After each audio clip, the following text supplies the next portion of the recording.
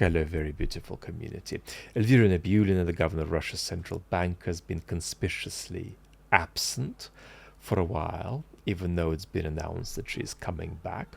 And some of you want me to say what I think about that and what questions about the future of her role in general raise.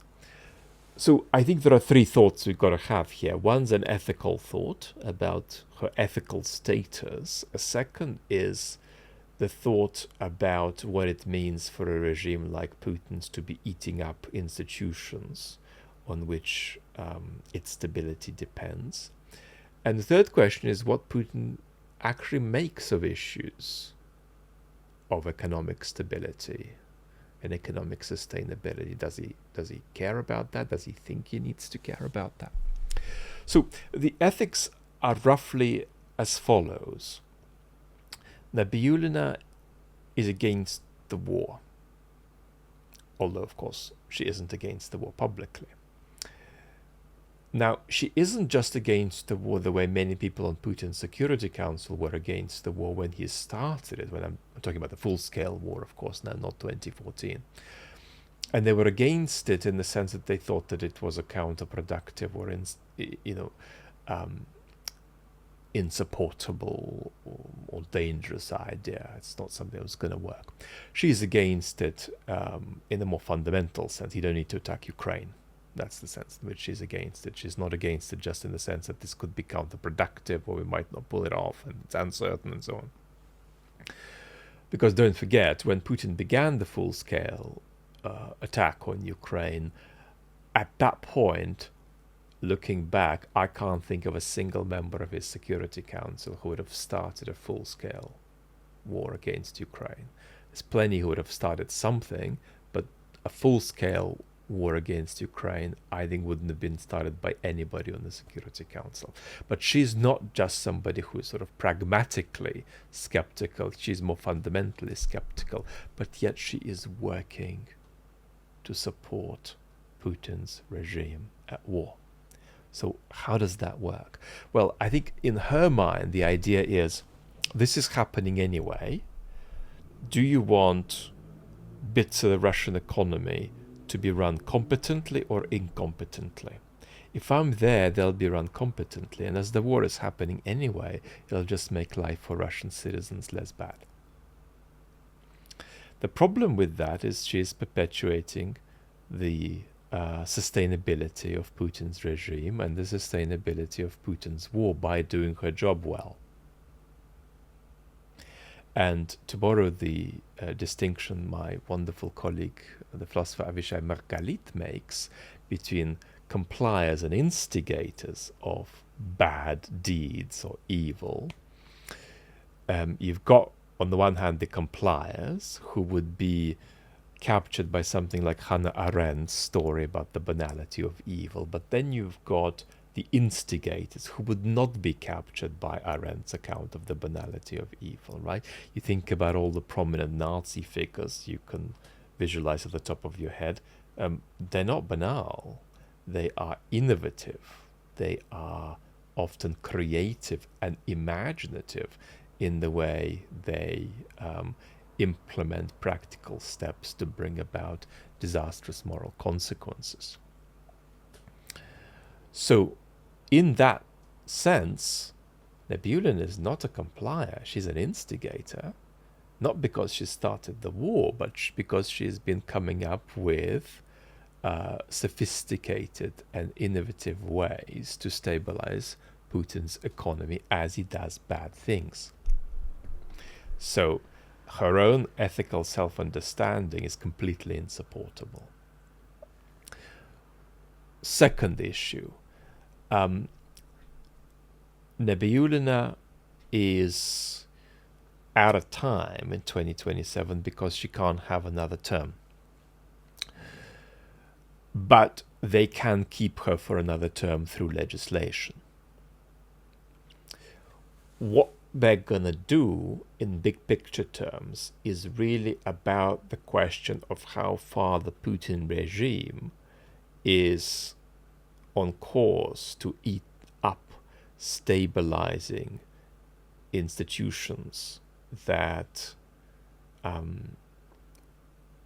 make the regime go on with a degree of sustainability and stability.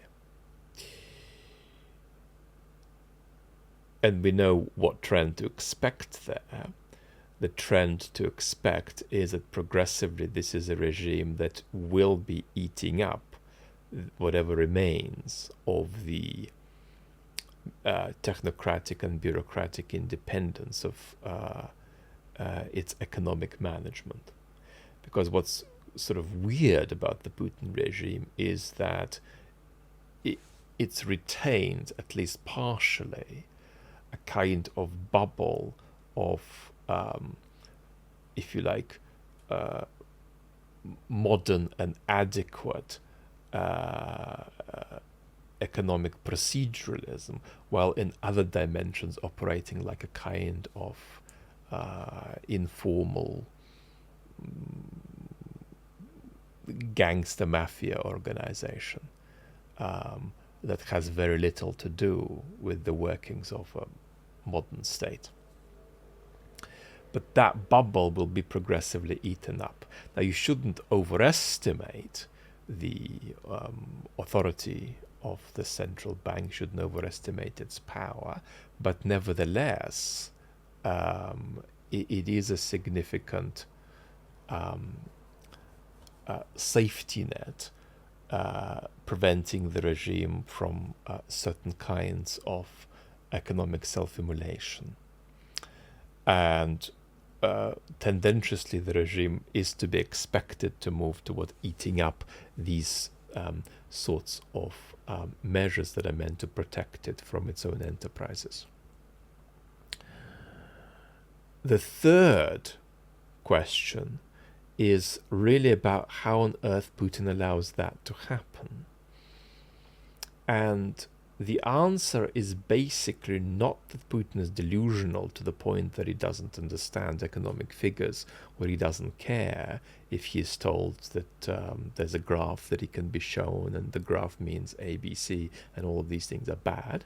He gets that, but rather he says, look, you've got this economic analysis. You've probably given it to me a little favorably because you want to please me, but whatever, there's bad stuff there. I get it. I see that. But on the one hand, I've got my finger on the nuclear button, and I've got my finger on the pulse of history, not just Russian history, but world history. Right? We're dealing in legacy across centuries here.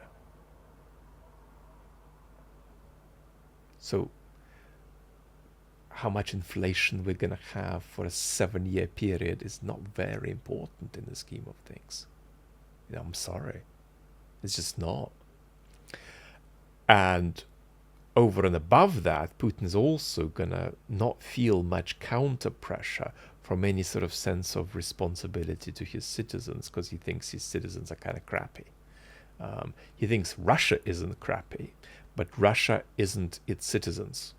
Russia is something vaguer, something larger, something that he does feel responsibility to.